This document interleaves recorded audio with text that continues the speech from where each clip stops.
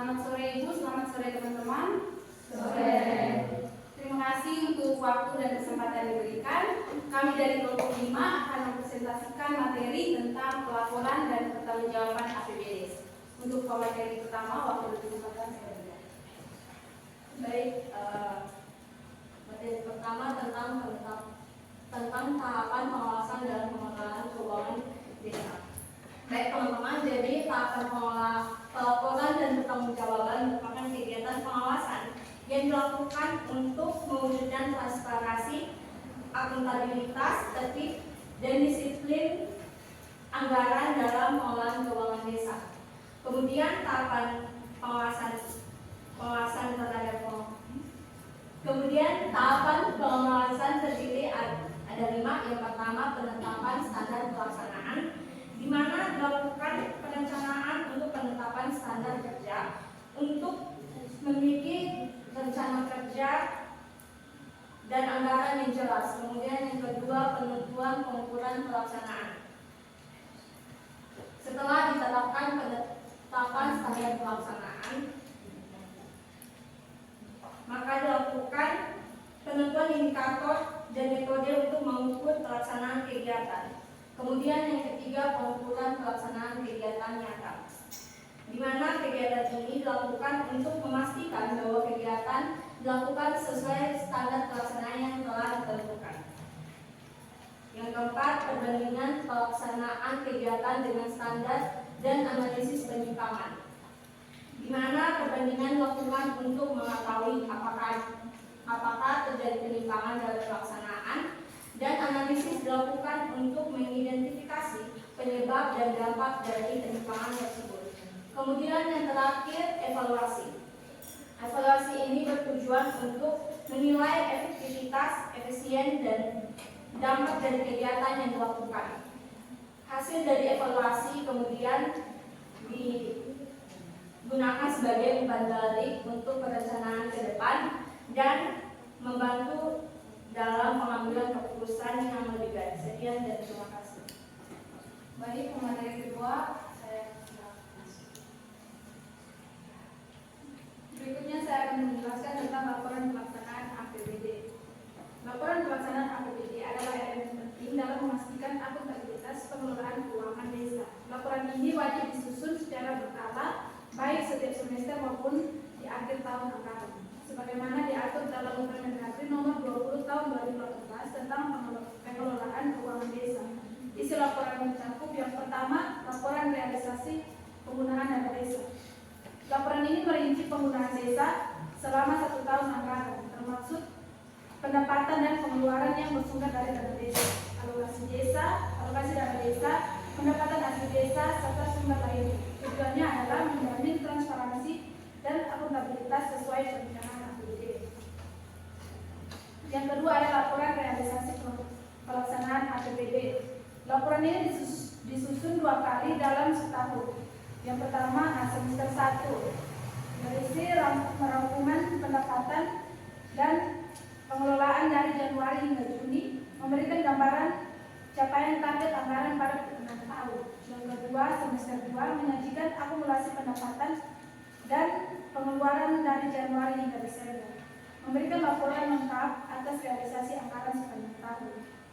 Yang ketiga ada laporan kekayaan dan aset desa per 31 Desember.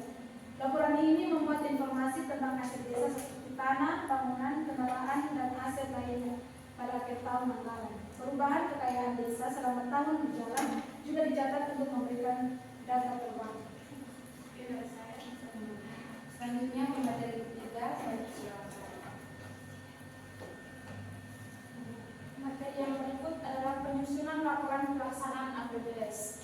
Tahap laporan pelaksanaan APBDes dimulai dengan kepala desa yang menyampaikan laporan pelaksanaan APBDes semester pertama kepada bupati atau wali kota melalui camat. Laporan ini terdiri dari 2 dokumen utama, yaitu yang pertama laporan pelaksanaan APBDes. Laporan ini memberikan gambaran keuangan desa secara keseluruhan dalam periode tertentu, termasuk perbandingan antara target anggaran dan realisasinya. Laporan ini memuat rincian realisasi pendapatan, belanja, dan pembiayaan desa selama 6 bulan pertama tahun berjalan. Dokumen yang kedua yaitu laporan realisasi kegiatan. Laporan ini menjelaskan progres dan capaian dari setiap program atau kegiatan yang direncanakan selama semester pertama. Dokumen atau laporan ini juga mencantumkan kendala atau hambatan yang mungkin terjadi selama pelaksanaan kegiatan serta upaya yang dilakukan untuk mengatasinya. Sekian dari saya, dan selanjutnya saya akan menjelaskan materi tentang pertanggungjawaban pengelolaan dana desa. Pengelolaan dana desa adalah salah satu aspek yang sangat penting dalam pembangunan desa. Dana yang berasal dari anggaran pendapatan dan belanja desa atau APBDes diharapkan dapat digunakan secara efisien dan efektif untuk meningkatkan kesejahteraan masyarakat desa. Oleh karena itu, proses pertanggungjawaban dan transparansi pengelolaan dana desa yang salah satunya dilakukan melalui SPJ atau surat pertanggungjawaban. SPJ sendiri memiliki 7 elemen penting yang harus dilakukan, yaitu yang pertama ada realisasi biaya dan bukti pembayaran. Setiap poin yang dikeluarkan harus tercatat dengan jelas, termasuk rincian biaya yang sudah dibayar. Yang kedua ada foto papan nama kegiatan. Di setiap proyek pembangunan desa biasanya dipasang papan nama yang mencantumkan informasi mengenai proyek tersebut untuk menunjukkan bahwa proyek tersebut didanai oleh dana desa. Yang ketiga ada foto kondisi kegiatan dari sudut yang sama. Untuk melihat perkembangan proyek kita harus mengambil foto dari sudut yang sama sebelum, selama, dan setelah pekerjaan. Yang keempat ada foto pekerja di lapangan. Foto ini bertujuan menunjukkan bahwa proyek memang dilaksanakan di lapangan. Yang kelima ada peran serta masyarakat. Yang keenam ada foto pasca pembangunan, dan yang terakhir ada foto prasasti program atau kegiatan. Materi selanjutnya saya persilakan.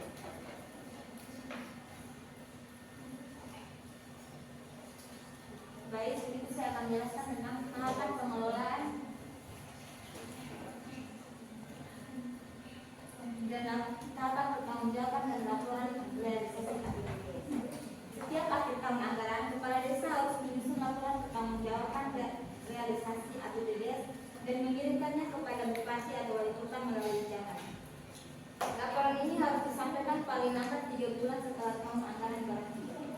Dalam laporan tersebut, kepala desa perlu menampilkan beberapa dokumen penting, yaitu yang pertama laporan realisasi APBD. Laporan ini adalah dokumen yang menyajikan informasi tentang realisasi pendapatan dan belanja desa selama 1 tahun anggaran. Isi laporan tersebut adalah yang pertama pendapatan, yang memuat rincian sumber pendapatan yang diterima seperti dana desa, pendapatan asli desa, dan bantuan dari pemerintah.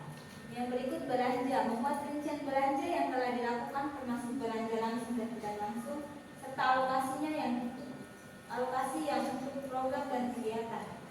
Yang ketiga perbandingan antara anggaran yang direncanakan dan realisasi yang terjadi disertai dengan analisis terhadap kondisi yang ada. Tujuan laporan ini menyediakan informasi yang transparan mengenai kinerja keuangan desa yang dapat digunakan oleh BPD dan masyarakat untuk mengevaluasi penggunaan anggaran. Laporan yang kedua adalah laporan realisasi kegiatan. Laporan ini merangkum pelaksanaan kegiatan yang telah dilakukan sesuai dengan program yang tertera dalam APBDes. Laporan ini berisi yang pertama tentang kegiatan, memuat daftar kegiatan yang dilaksanakan termasuk tujuan, sasaran, dan manfaat dari kegiatan tersebut. Yang berikut status, informasi mengenai pelaksanaan kegiatan selesai dalam proses atau belum dilaksanakan. Yang berikut anggaran, rincian anggaran yang digunakan untuk setiap kegiatan serta perbandingan dengan anggaran yang direncanakan. Yang berikut evaluasi, penilaian terhadap pencapaian kegiatan termasuk kendala yang dihadapi dan solusi yang diambil. Tujuan dari laporan ini memberikan gambaran yang jelas tentang pencapaian program dan kegiatan desa serta dampaknya terhadap masyarakat. Yang terakhir, daftar program sektoral, daerah, dan lainnya.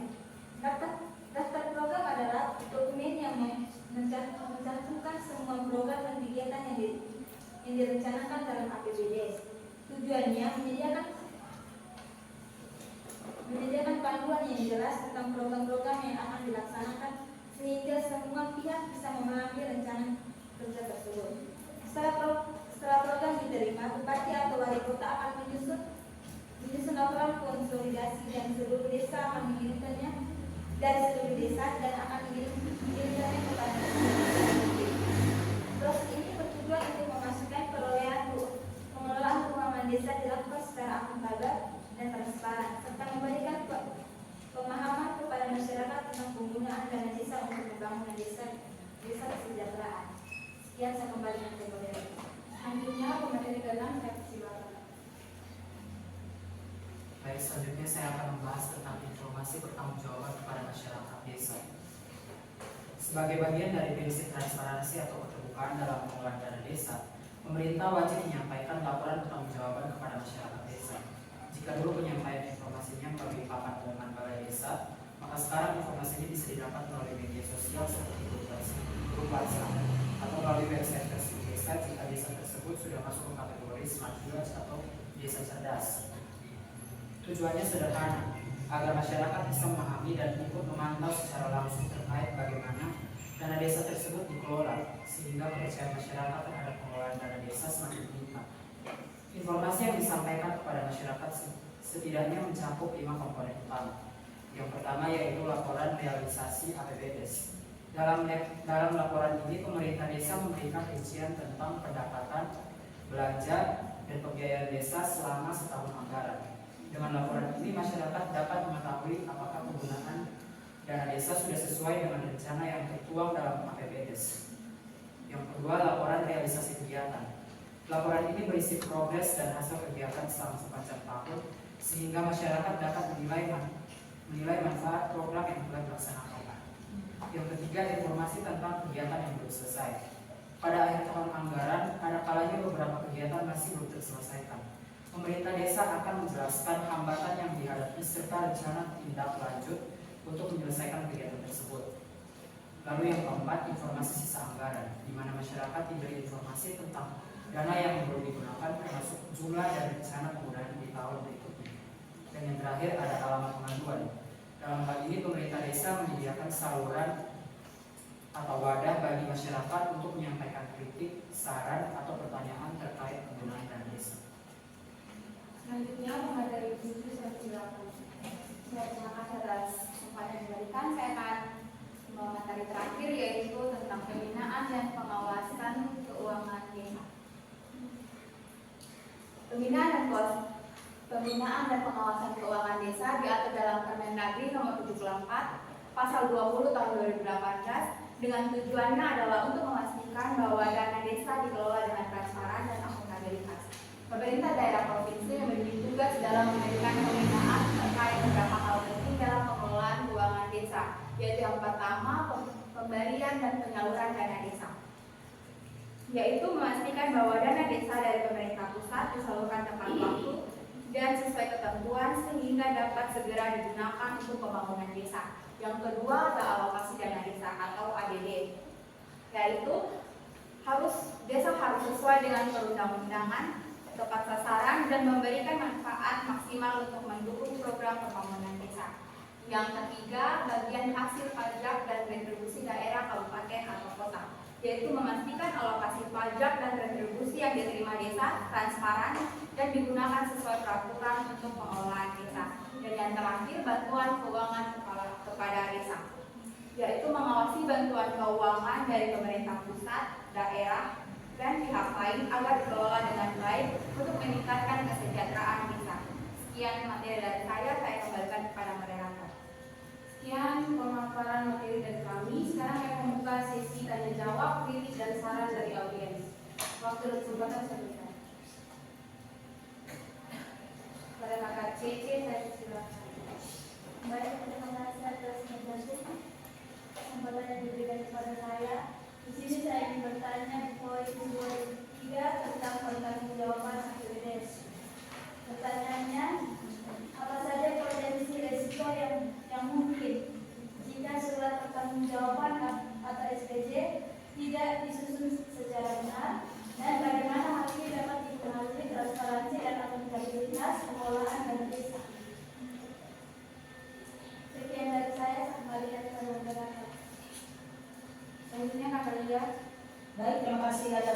kesempatan. Di sini saya ingin bertanya, dalam konteks pengelolaan APBDes, bagaimana cara desa menyimbangkan antara prioritas pembangunan dan kebutuhan mendesak masyarakat? Ini ada kritik yang salah dari teman-teman. Kalau tidak ada, kami tutup pemaparan materi kami hari ini. Kami meminta sedikit waktu untuk mendiskusikan pertanyaan dari teman-teman. Sekian dan terima kasih. Terima kasih atas kesempatan yang diberikan kepada kelompok kami. Sekarang kami akan menjawab pertanyaan dari teman-teman. Di sini saya akan menjawab pertanyaan dari KKCC. Pertanyaannya, apa saja potensi risiko yang mungkin muncul jika surat pertanggungjawaban atau SPJ tidak disusun dengan benar, dan bagaimana hal ini dapat mempengaruhi transparansi dan akuntabilitas pengelolaan dana desa? Jika surat pertanggungjawaban atau SPJ tidak disusun dengan benar, potensi risikonya meliputi ketidakjelasan penggunaan dana, sulitnya pelaksanaan pengeluaran, dan kemungkinan penyalahgunaan anggaran. Hal ini dapat mengurangi tingkat kepercayaan masyarakat terhadap pemerintah desa karena tidak ada bukti akuntabel terkait alokasi dana. Selain itu, pelaporan yang tidak transparan beresiko memicu audit negatif dari pihak pengawas seperti BPK atau KPK yang dapat berdampak pada sanksi administratif maupun hukum bagi perangkat desa.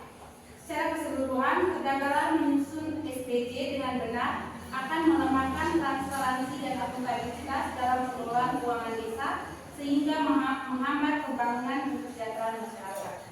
Selanjutnya ditambah oleh Kak Irfan. Baik, sebagai tambahan, jadi intinya SPJ yang tidak benar itu berisiko menimbulkan penyalahgunaan dana, mengurangi transparansi, memicu audit negatif, serta menghambat pencairan dana dan pembangunan. Selanjutnya, pertanyaan kedua dari Kak Lia yang dijawab oleh Kak Lia.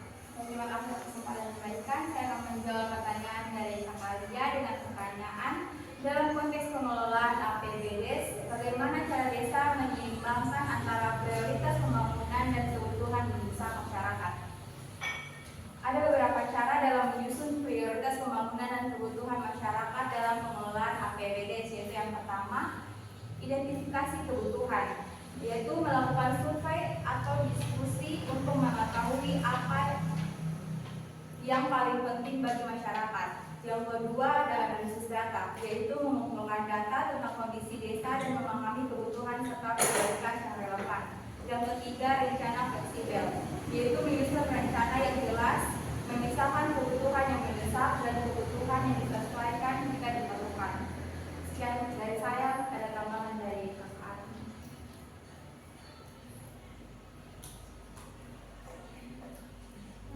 Bagaimana Kak Lia?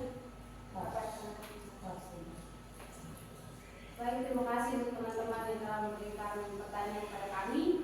Selanjutnya kesimpulan dari materi kami akan dijelaskan oleh Kak Putri. Jadi kesimpulan dari materi mengenai pelaporan dan pertanggungjawaban APBDes. Jadi pelaporan dan pertanggungjawaban merupakan hal penting dalam pengelolaan keuangan desa sehingga menciptakan pelaporan yang transparan dan akuntabel. Tahapan pengawasan, pelaporan, dan pembinaan dilakukan sesuai standar dapat meningkatkan efisien serta efektivitas pengelolaan dana desa. Selain itu, keterlibatan masyarakat dalam pengawasan juga memperkuat kepercayaan publik terhadap pemerintahan desa. Kemudian melalui mekanisme ini, pengelolaan keuangan desa dapat lebih berorientasi pada pembangunan berkelanjutan yang berfokus pada kesejahteraan masyarakat. Sekian dari saya, terima kasih. Sekian pemaparan materi dari kami.